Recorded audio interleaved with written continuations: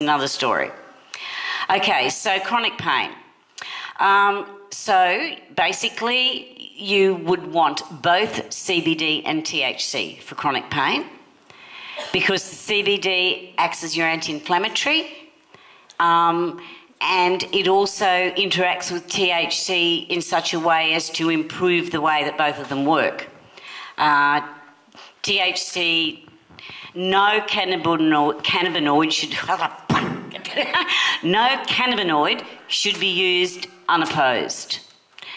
That, as in isolates, and certainly not synthetics, but basically if you just give straight THC at very high doses, and I would theorise that straight CBD at very high doses, you've got to be very careful that it doesn't flip the mechanism of action.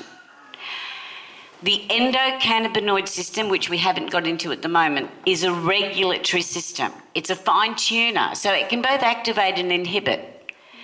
So I'm starting to see from things with synthetic cannabinoids and stuff like this that if you force the dose up really high of an unopposed cannabinoid, for example with CBD, you may cause seizures. So that's just a cautionary note, is don't just always have whole plant medicine. Yep. Do you have a strain in mind? Oh, look. Okay, we'll talk generally. I'll just talk really briefly about the strains. We tend to divide them up into strains that have indica traits or sativa traits. Now, traditionally, sativa is your daytime one. That's the one that's very cerebral. It basically gives you more energy. It enables you to function. You're very creative, that sort of stuff. Whereas indica is more of your nighttime one. And it's very good for pain relief, for sedation, helping with sleep.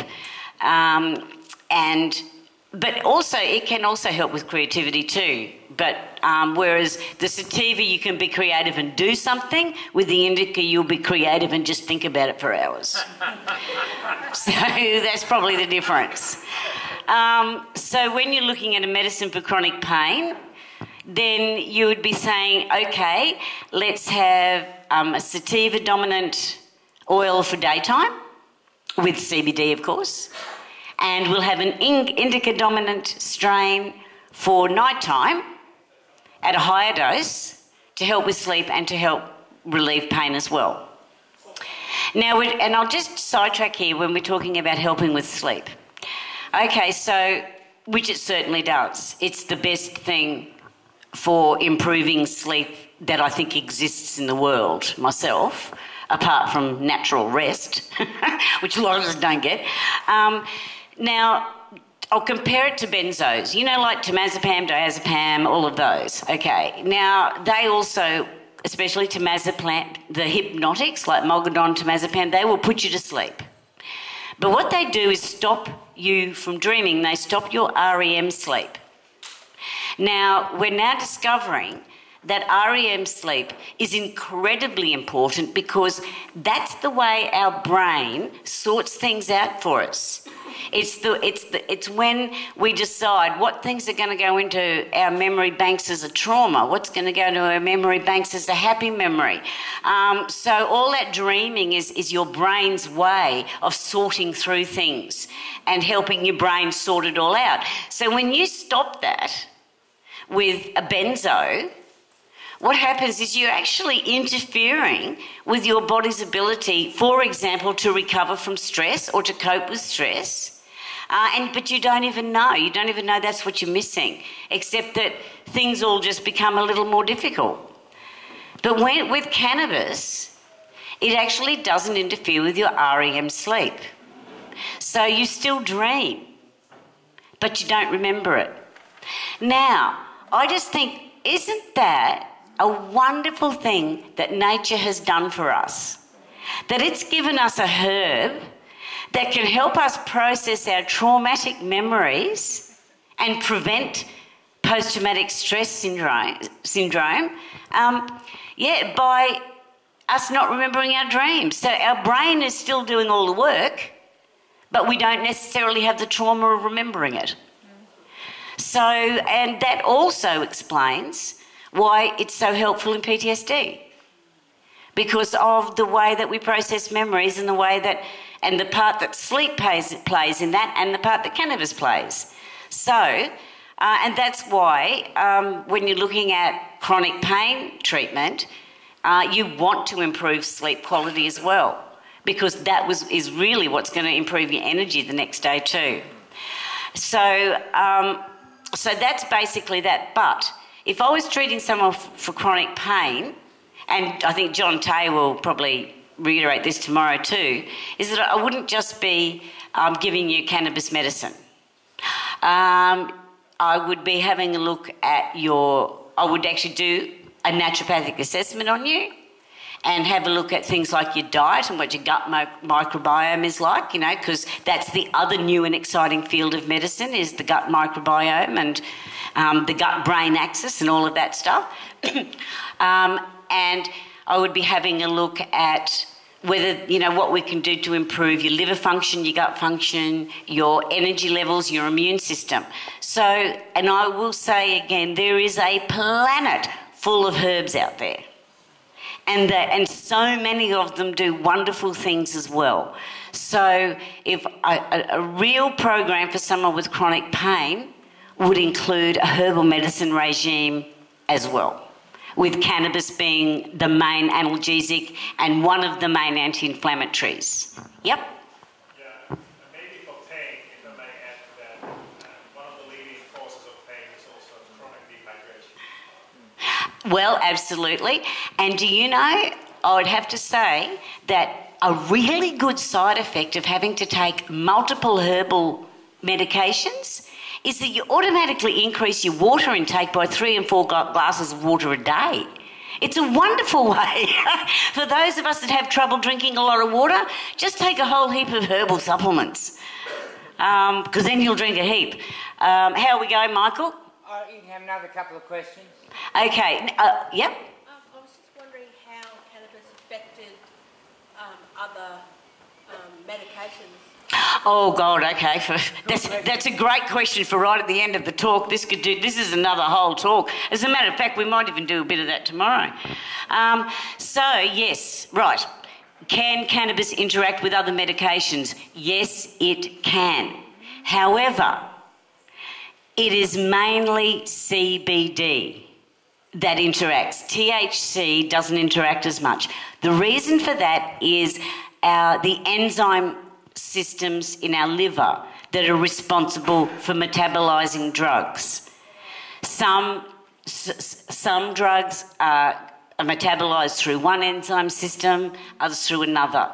So CBD shares an enzyme system in the liver with quite a few other drugs, especially the ones that probably are most problematic for us, anti-epileptic drugs. We're pretty certain that valproate interacts. And look, and that ordinarily doesn't have to be a problem, but when you've got a medical system that won't allow us to try and transfer people over from anti-epileptic drugs to cannabis, it's really problematic. I mean, because it often would need to be done in a hospital to make sure you prevent breakthrough seizures and stuff like that. And so it's a very big problem trying to get people off their anti-epileptic drugs and solely onto cannabis, partially for that reason. But THC doesn't have anywhere near the number of interactions. I won't say none, because we don't know everything. But it's relatively safe.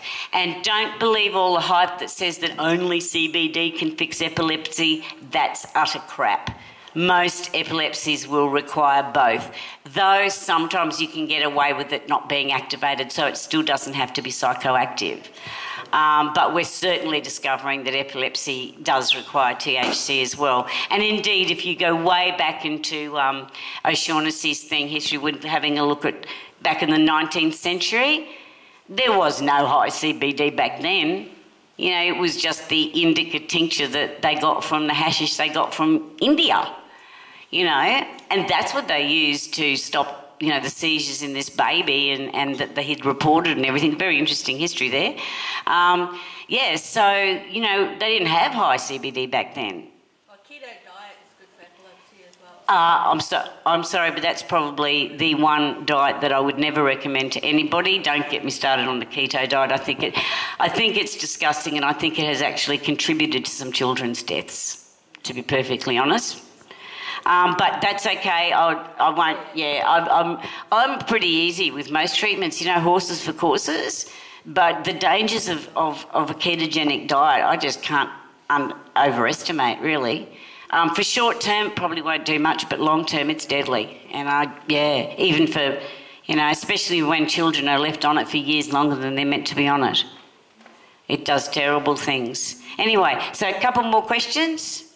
Yes? Yeah, what's your view on cannabis bringing on mental illness?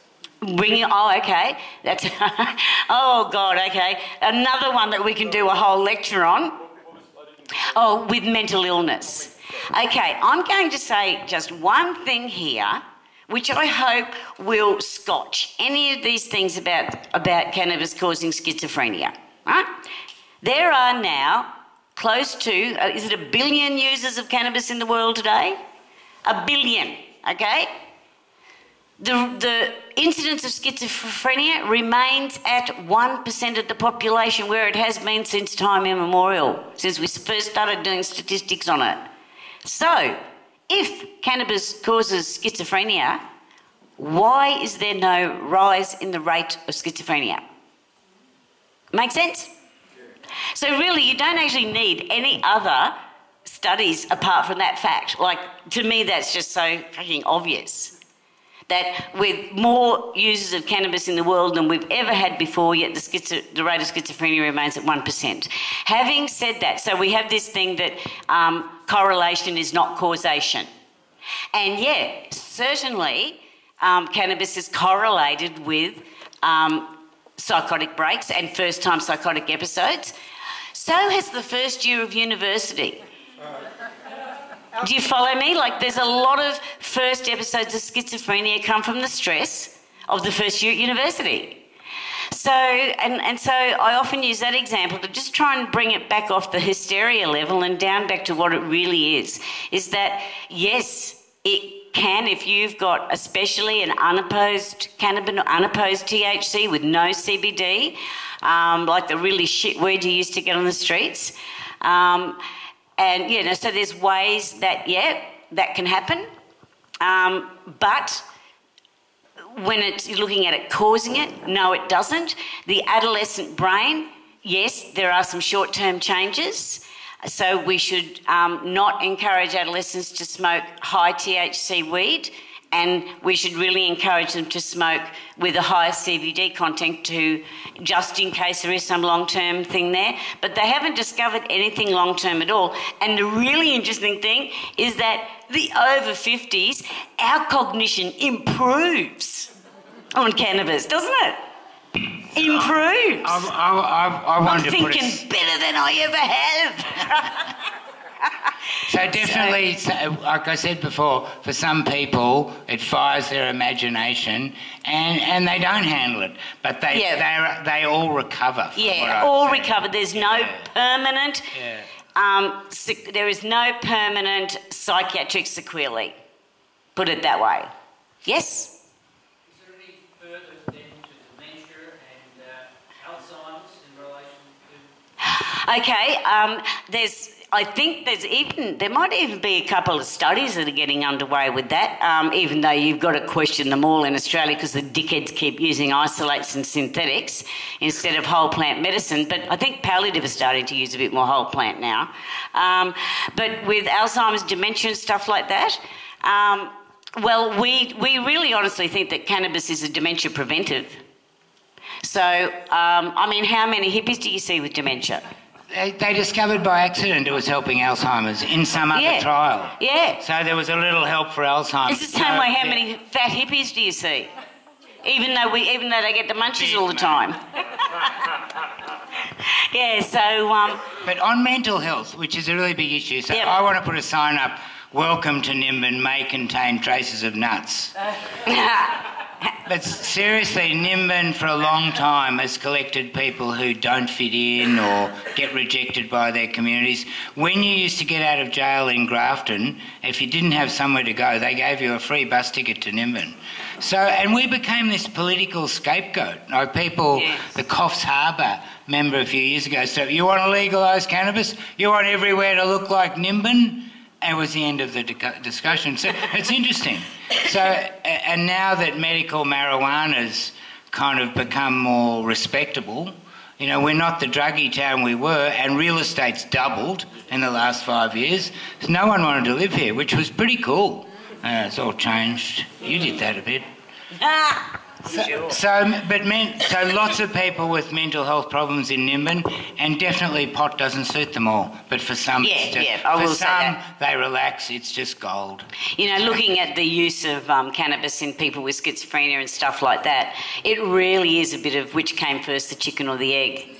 You know, is the schizophrenia worse? Is the cannabis worsening their schizophrenia, or are they smoking cannabis to help with some of the symptoms of their schizophrenia? So, and they're questions that can only be answered as we keep using it. You know, it's a really safe medicine to trial.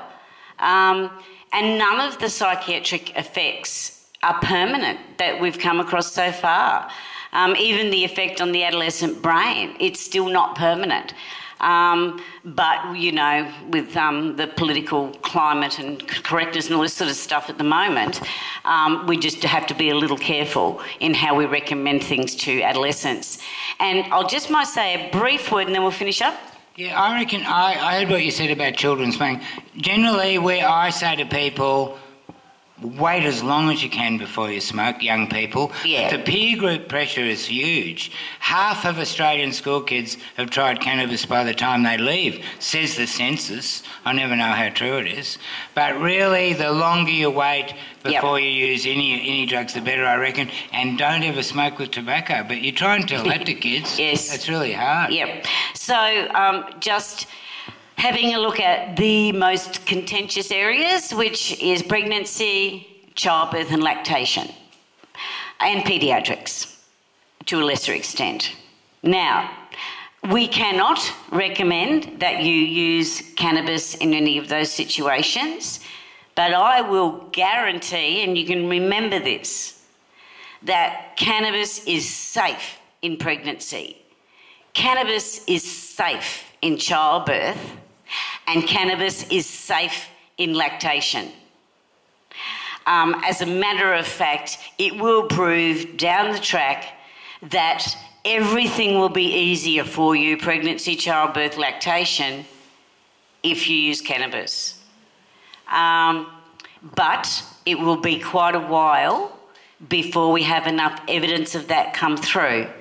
The way we collect data for cannabis, we're hoping will just be through N=1 study, so each person is their own study, and longitudinal observational studies. And we collect all that data. And so eventually, through the use of cannabis in children with medical conditions and for those adults who are pregnant and blah, blah, blah, blah, blah, we will eventually gather the evidence which will tell us it is safe in those situations, but it will take some time, and there will always be, you know, those that say, oh, no. So, but really, if someone out there, if you're pregnant and using cannabis, if you sort of fill yourself up full of cannabis before you know, when you find out you're in labour, before you go to the hospital, if you have a joint while you're breastfeeding without tobacco, don't worry about it. Really. I really don't think it's going to be a problem, but of course you can't quote me on that. But I think just to help your own consciences, we're meant to. We're meant to. That's why we have an endocannabinoid system. Yep. She's a brave doctor. That's not her real face, that's a mask. I actually agree with it. I think we're going to find we've just totally been hoodwinked on cannabis because it's such a all-round safe, good medicine that, you know, they knocked all the good painkillers out of the business. The opium, poppy, cannabis plant and coca plant. Make them all illegal and you control the pain relief market. That's kind of how it works. I've got to finish you up. One question. What about if you struggle to get pregnant and you've got Crohn's disease? Well, there's absolutely... Are you talking about male or female? Oh, because I was going to say there's absolutely no evidence to suggest that it does anything to sperm production, by the way. And you're trying to get pregnant with Crohn's? Look, honestly, I don't think it would matter. Just continue on with your cannabis medicine the whole time. But I really am not allowed to recommend that. It is totally the woman's decision as to what she does. But truly, I really don't think there would be a problem. And who knows, it could even help fertility. You know, who knows? Like, just by making... If you relax enough. Yeah, definitely. Yeah. So... Lots of people coming here for Crohn's. Yeah, Really interesting, to trial. I think the coconut-based tincture is good. I don't know why. Easier absorption or something? Something to do with that. And also, if you're wanting to have a look at that, Google the Jamaican study. Just Google cannabis Jamaican study and have a read of that. That might help you feel better. We've got to finish you. Okay. I've got to go. Thank you so much, Dr. I'll be back tomorrow. You're around the Savo to talk to people? Yeah. And I'll be back tomorrow for our last trivia quiz before Mardi Gras. So we need to organise some finalists for Mardi Gras. So it'll be the last... I don't even know what you're talking about, most of them. Well, we've been having these trivia quizzes, and all the best ones, we're going to have a big grand final at this year's Mardi Gras instead of my hypothetical this year. They'll get a free ticket to Mardi Gras. Well, they could. Well, I suppose they'd have to. They will. Yes, they'll get a free ticket to Mardi Gras. Now, Sister was supposed to have been writing all this down as we've been going along, but we've got some people in mind, and if any of you'd like a free ticket to Mardi Gras and you've done a little bit of swatting, then tomorrow, come and answer some questions in the trivia quiz, and if you get up on stage for the final, then you'll have a seat to Mardi Gras. So, and also it's a bit of fun. The grand final will be tougher at the Mardi Gras, but the trivia quizzes we've been doing here, it's just a fun way to help keep educating people. So it's very informal. Everybody gets laughed at. You'd be a good school teacher, eh? You would be a good school teacher. Yeah. Anyway, thanks. I've got to go. Got to go. Thank you all for your attention, and I'll see you tomorrow. Or outside. Deb will be she'll be hanging around all afternoon, and we'll have a break soon, and you can catch up with her in corner. So, Carol.